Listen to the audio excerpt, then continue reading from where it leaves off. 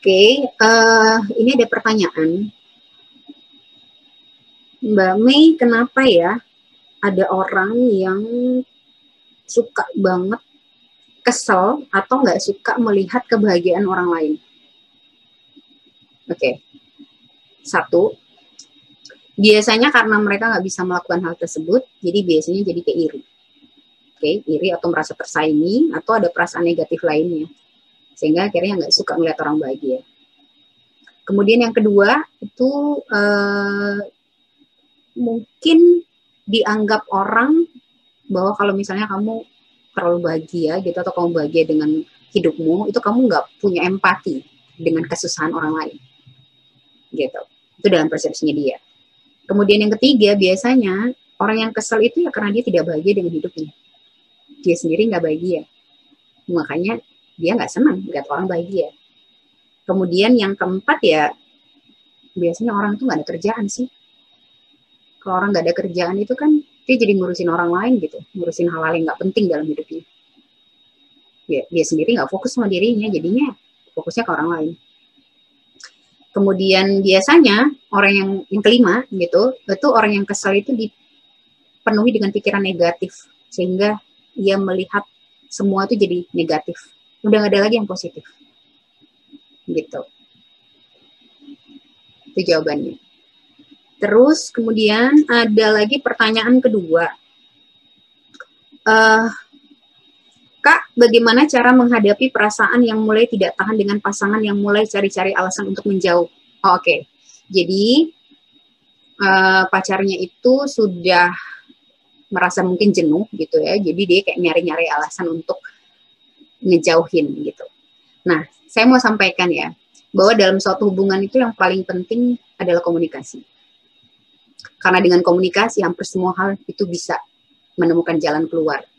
Jadi misalnya pada saat kalian menghadapi situasi yang tadi gitu, seperti yang tadi saya sebutin, gitu masalahnya, itu yang paling utama dilakukan adalah komunikasikan gitu.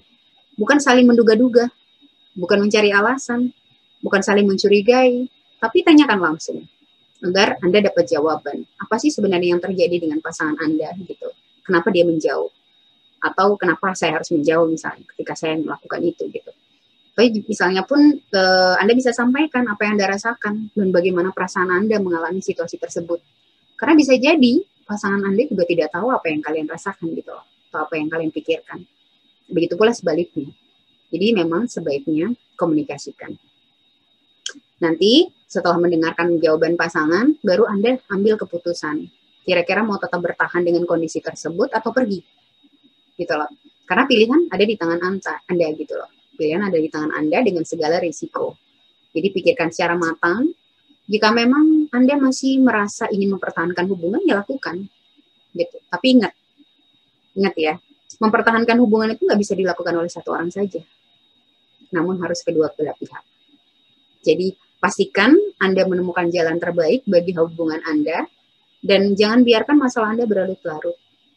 Jadi selesaikan, komunikasikan. Selalu ada jalan keluar untuk apapun yang menjadi permasalahan.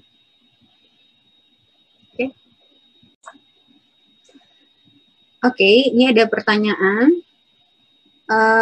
Kak, aku mau nanya dong tentang open relationship gitu ya. Jadi, itu apa? Terus kemudian bagaimana dampaknya? Dampak psikis ya bagi masing-masing pasangan yang menjalani open relationship ini gitu. Oke, yang pertama dulu deh. Apa sih open relationship itu? Itu hubungan yang memperbolehkan masing-masing pihak untuk bercinta atau berhubungan seks dengan orang lain selain pasangannya. Gitu. Jadi hubungan ini sifatnya konsensual. Jadi terjadi atas persetujuan kedua belah pihak gitu dalam pasangan tersebut. Nah, hubungan ini diyakini tidak melibatkan perasaan. Jadi dengan kata lain, mereka bisa bercinta dengan siapa saja, tapi nggak boleh jatuh cinta ke orang tersebut. Gitu. Bisa dibayangkan apa yang terjadi dengan pasangan yang melakukan hal ini. Ya menurut saya. Gitu. Kemudian bagaimana sih Kak dampaknya bagi pasangan masing-masing yang menjalani open relationship ini? Oke, setiap individu pasti akan berbeda ya menyikapi hal tersebut. Sehingga mungkin aku sendiri itu tidak bisa mewakili apa yang dipikirkan dan dirasakan oleh pasangan yang melakukan hal ini gitu. Namun mungkin secara umum rasanya kok kayaknya cukup sulit ya melakukan hal ini tanpa melibatkan perasaan gitu. Jadi kayak mungkin perasaan pria bisa melakukan ini karena mereka lebih logik gitu. Karena mereka kadang-kadang kalau laki-laki itu lebih ke logika ya. Jadi dia berhubungan dalam tanda kutip dengan wanita itu bisa aja tanpa melibatkan perasaan gitu. Tapi untuk wanita malah justru menurut aku lebih sulit gitu loh. Karena bagi wanita itu kan perasaan tuh memegang peranan penting dalam suatu hubungan gitu loh. Nah, itu yang membedakan antara pria dan wanita. Walau sebenarnya memang ada beberapa pria atau wanita yang juga tidak seperti itu gitu loh. Maksudnya ini kan secara umum aja gitu aku sampaikan. Sehingga jika membahas kondisi psikologis pasti ini cukup mengganggu sih menurut aku, mengganggu hubungan itu. Jadi kayak nanti akan jadi lebih rumit menurutku gitu. Ya. Terus kemudian pertanyaan ketiga, kenapa sih Kak pasangan mau melakukan hal tersebut? Open relationship maksudnya. Oke, kalau menurut aku sih ini kembali ke pasangan masing-masing ya.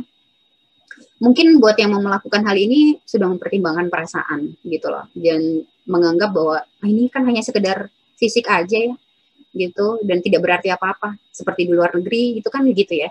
Namun rasanya di luar negeri juga kayaknya mereka bikin komitmen deh. Kalau udah komitmen sama seseorang tuh mereka akan melakukan 2 kali untuk melakukan open relationship gitu.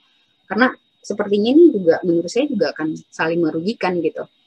Jadi sementara kalau di Indonesia sendiri nih rasanya kayaknya kita cukup tabu ya, mengingat itu ada adat istiadat gitu kan, terus kemudian itu kan beda ya, terus kemudian dianggap kurang bermoral gitu. Sementara kalau di Indonesia sendiri kan menjunjung tinggi yang namanya pernikahan gitu dan hubungan, sehingga tentu hal ini akan membuat sebagian orang itu yang melakukan ini kayaknya nggak mungkin terang-terangan juga gitu loh kalau mereka mau melakukan open relationship ini gitu. Jadi biasanya mereka tidak terang-terangan gitu dan memang harus ada persetujuan kedua belah pihak. Biasanya sih malah justru sembunyi-sembunyi gitu kalau mereka mau melakukan hal tersebut gitu ya. Nah, pasangan yang melakukan ini mungkin merasa lebih nyaman karena merasa bebas dan tidak direbutkan dengan hubungan emosional gitu. Mungkin menurut mereka sih begitu. Gitu. Terus kemudian pertanyaan selanjutnya, apakah relationship dan monogami bisa sama-sama memuaskan kedua belah pihak, Kak? Ya tergantung. Tergantung kalau mereka bersepakat ya dan komit menjalankan dan sama-sama nyaman ya, kenapa enggak gitu. Hanya menurut saya sih cepat atau lambat hubungan seperti ini tuh kayak nggak bertahan lama gitu. Ya entah salah satunya akhirnya bermain hati dengan salah satunya gitu, dengan orang tersebut gitu. Faktor risikonya juga lebih besar ya gitu, lebih besar gitu, terus mungkin juga bosan, jadi kayak terjadi kebosanan dan pada akhirnya sadar bahwa kayaknya ada yang dirugikan deh dalam hal ini gitu. Oke, Kak, bagaimana aturan dalam open relationship? Ya aturan dibuat oleh yang menjalani sih gitu, jadi sehingga mereka berdua itu yang akan membuat aturan mau pasnya kayak gimana nih menurut mereka. Misalnya ya nanti nggak boleh cemburu ya, jadi nggak boleh ngatur-ngatur, tidak boleh melihat HP pasangan misalnya, tidak boleh membahas atau membandingkan dirinya dengan orang lain, terus kemudian hanya boleh melakukan hubungan itu 1 kali saja dalam tanda kutip hubungan ya, gitu, tidak melakukan dengan orang yang sama, terus kemudian tidak boleh kencan dan melakukan hal-hal yang romantis, jadi menghindari untuk hal-hal yang berbau perasaan yang sentimental misalnya gitu. Ya aturannya biasanya mereka buat gitu. Kemudian, Kak, adakah bahaya open relationship? Banyak ya, menurut saya. Risikonya terlalu besar. Seperti misalnya risiko penularan penyakit secara seksual, ada perasaan bersalah, merasa berdosa, pada akhirnya mungkin memiliki perasaan atau pikiran negatif seperti misalnya cemburu, buruk sangka, curiga, dan lain-lain kepada pasangan.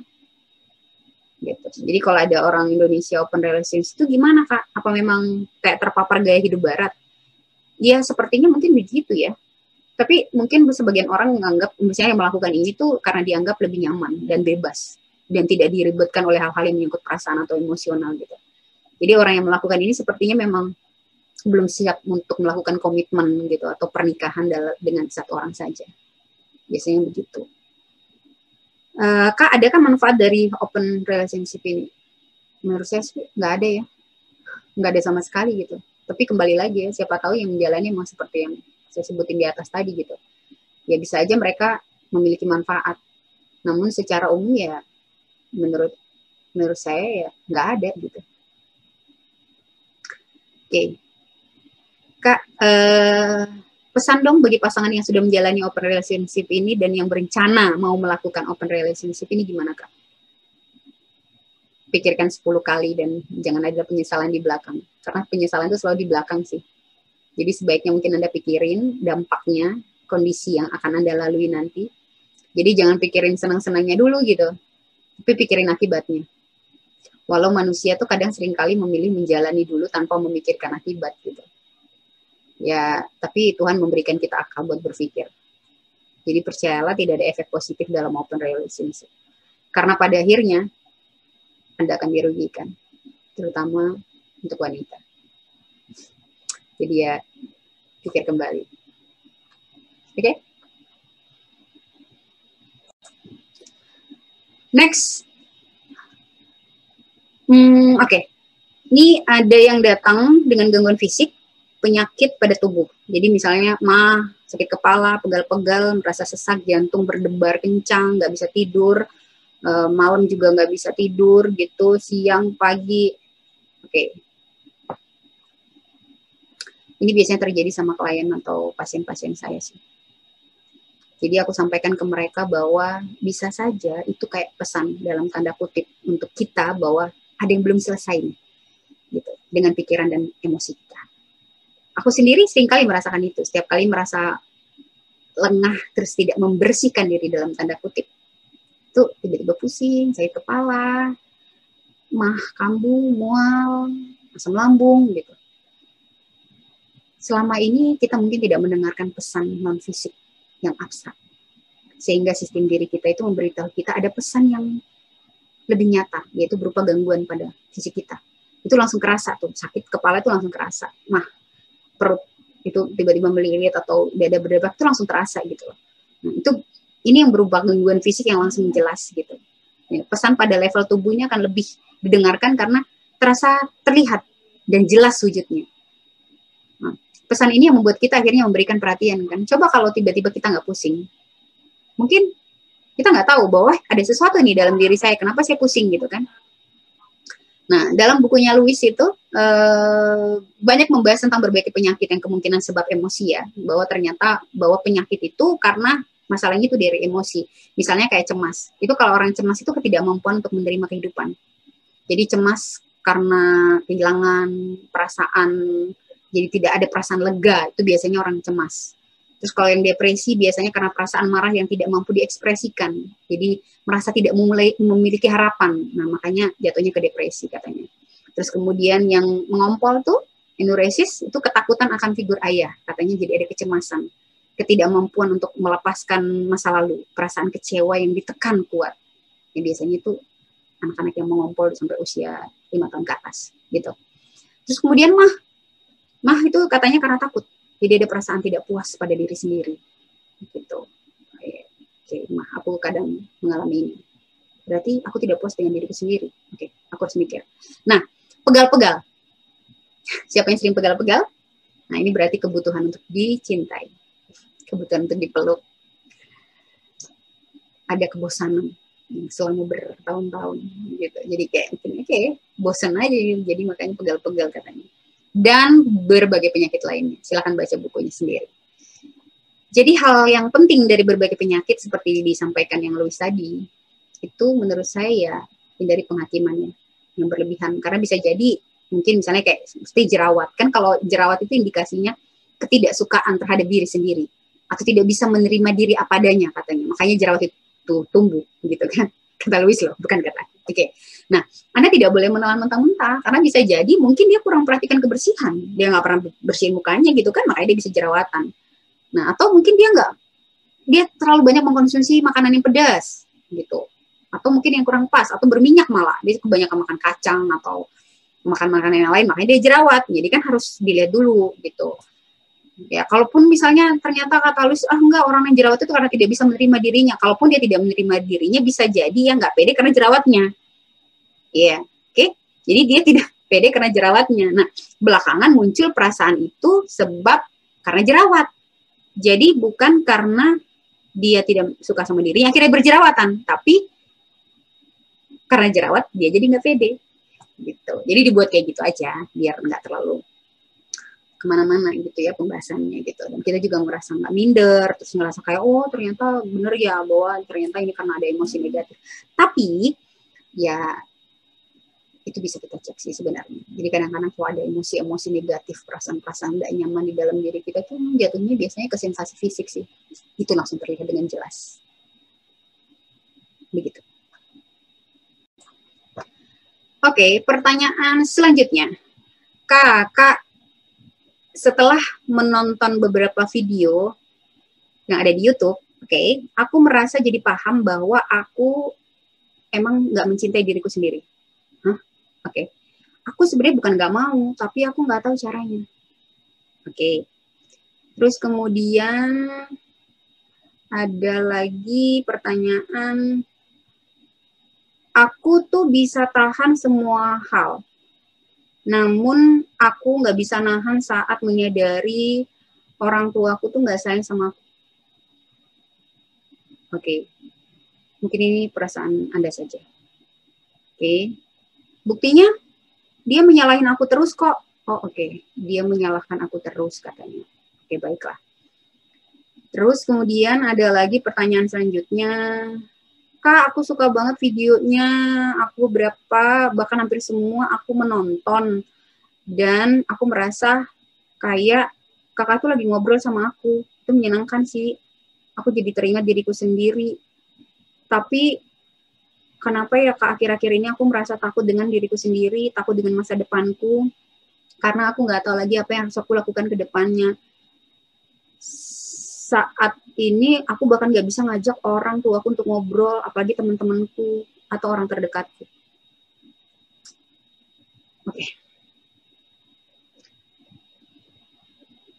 Saya paham perasaan Anda yang tadi curhat. Kita seringkali merasa nggak tahu apakah kita mencintai diri kita atau enggak. Padahal kita sering mikir, emang ada orang yang nggak cinta sama dirinya? Rasanya kok enggak ya? Karena faktanya seperti yang saya sampaikan bahwa banyak orang yang sebenarnya mungkin tidak sadar bahwa sebenarnya dia tidak cinta sama dirinya sendiri. Dia nggak sayang sama dirinya sendiri. Cara untuk mengetahuinya dari mana? Buktinya dia membiarkan dirinya menderita terus-menerus. Jika punya masalah, dia nggak cari jalan keluar terhadap permasalahannya, akhirnya dia terkungkung terus dengan masalahnya, gitu. Dan akhirnya dia terus menderita, gitu. Ya kan? Karena dia merasa orang tuanya nggak sayang sama dia merasa sedih terus, merasa nggak punya teman, bingung, nggak tahu harus gimana, terus tidak ada orang yang bisa diajak komunikasi. Artinya itu penderitaan yang kita buat sendiri. Karena kita biarkan itu terus berlarut-larut, tidak mencari jalan keluar, bahkan tidak eksekusi. Eksekusinya apa? Belajar untuk berkomunikasi. Kalau orang tua nggak mau komunikasi sama kita, ya kita yang coba. Gitu. Tidak ada teman yang mau diajak ngobrol, kita yang ajak ngobrol. Kita duluan. Artinya masih kita yang eksekusi gitu. Jangan menunggu. Jangan berharap. Kita aja ngelakuin. Gitu. Tadi kok kakak bilang bahwa ada orang yang biarkan dirinya menderita terus gitu. Biarkan dirinya sedih terus gitu. Gitu kan. Ya, katanya nggak mau menderita. Katanya nggak mau sedih. Tapi masalahnya dibiarin terus berlarut-larut. Sedihnya terus lama. Tanpa sadar dia nyakitin dirinya sendiri dengan bersedih. Dengan terus berkubang dengan permasalahannya. Itu kan berarti dia nyakitin diri sendiri. gitu kan? Apa itu nggak membiarkan dirinya menderita? Memendam sendiri perasaannya, sakit hatinya. Akhirnya apa? Dia menderita sepanjang hari. Sehari, 2 hari, 3 hari, 4 hari, seminggu, sebulan, bertahun-tahun. Di situ aja terus. Jadi apa yang harus dilakukan nih Kak? Stop buat diri Anda menderita dalam jangka waktu yang panjang. Caranya, lakukan apa yang membuat diri Anda bahagia dan senang. Merasa orang tua nggak menyayangi, nggak usah nunggu disayang. Kita cari aja kebahagiaan kita sendiri. Ya kita bentuk aja, kita buat aja gitu. Lakukan hal yang menyenangkan gitu. Ya kita ajak komunikasi orang tua, kita dulu yang ngobrol. Tanya. Kalau kita merasa kesal, sakit hati sama orang tua, teman, bercanda atau yang lain-lain, ya jangan terlalu lama gitu loh.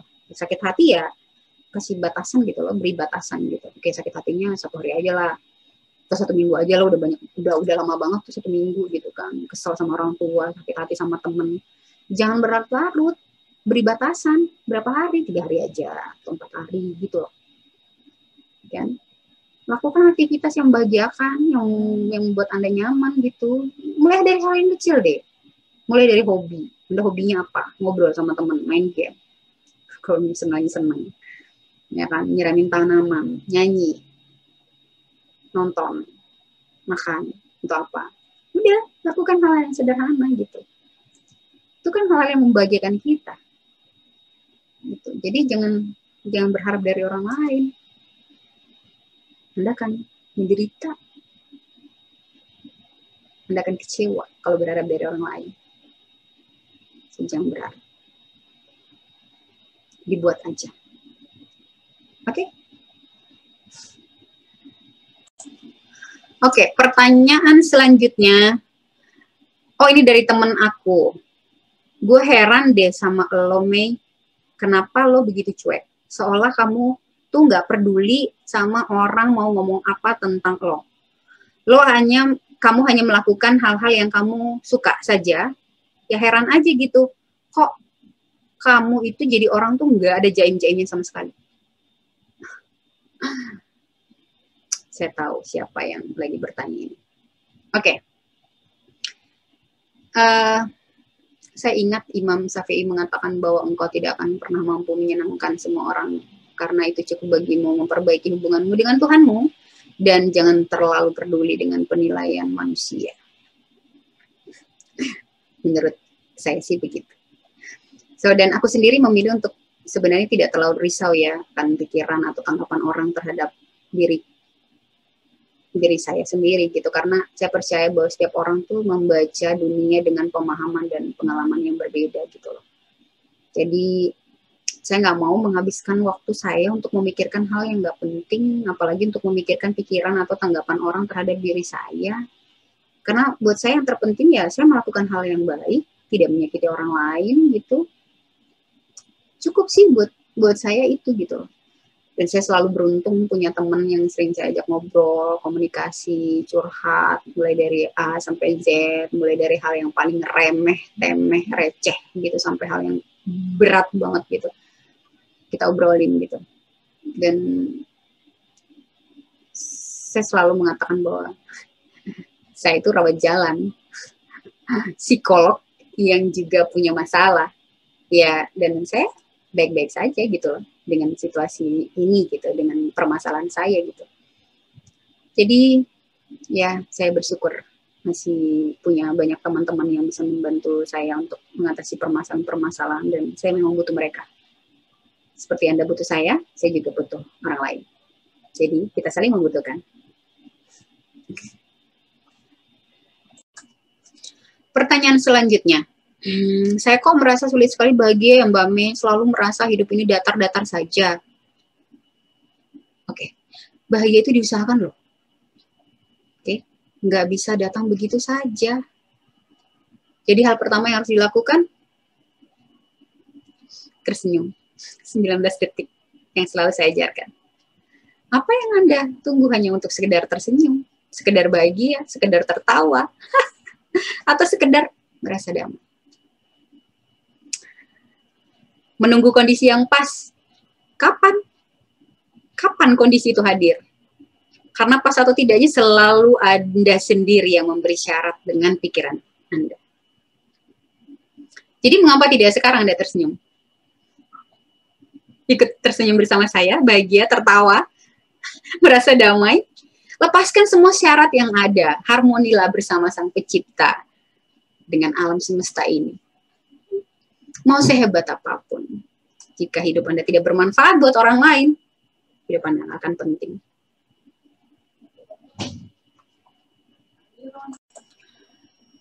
Pertanyaan selanjutnya, Mbak, aku tuh susah banget untuk memaafkan sampai hari ini. Apa yang harus aku lakukan? Saya tidak mau memaafkan. Oke. Padahal tahukah Anda bahwa melepaskan tidak bertujuan melupakan? Jadi memaafkan masa lalu. Melainkan Anda itu membuang energi masa lalu sebenarnya. Jadi ketika Anda memaafkan, itu berarti Anda mengembalikan hidup Anda di masa sekarang. Itu yang diperlukan untuk bawa kita untuk ke masa depan. Gitu. Jadi ketidakmampuan kita untuk memaafkan dan melepaskan, itu akan memberikan kita rasa sakit dan kehilangan yang lebih lama gitu, bahkan panjang. Dan itu akan membawa kita dalam ikatan ganda yang menyiksa. Gitu. Jadi pertanyaannya bagaimana kita melewati penderitaan karena tidak mau memaafkan. Ada ego yang menolak melepaskan masa lalu. Karena hal itu berarti kita jadi kayak terluka untuk kedua kalinya gitu. Tapi percayalah, menolak atau melepaskan masa lalu itu justru akan menjerumuskan kita dalam suatu pusaran yang mengakibatkan trauma. Seolah diputar ulang terus di dalam pikiran kita gitu, bagi kayak seperti lingkaran setan gitu. Jadi pada akhirnya proses neurologi otak kita itu akan mengubah kekacauan ini menjadi gagasan tentang kebencian, dendam, rasa malu, depresi, bunuh diri. Nah, begitu memasuki area ini, kita bisa jadi terperangkap selamanya dalam tekanan dan penuh dengan dendam. Gitu. Jadi melepaskan masa lalu pada akhirnya itu merupakan tanggung jawab pada setiap orang untuk selamat dari traumanya. Gitu. Jadi hanya dengan melepaskan itulah kita dapat membebaskan diri kita dari masa lalu menuju masa depan.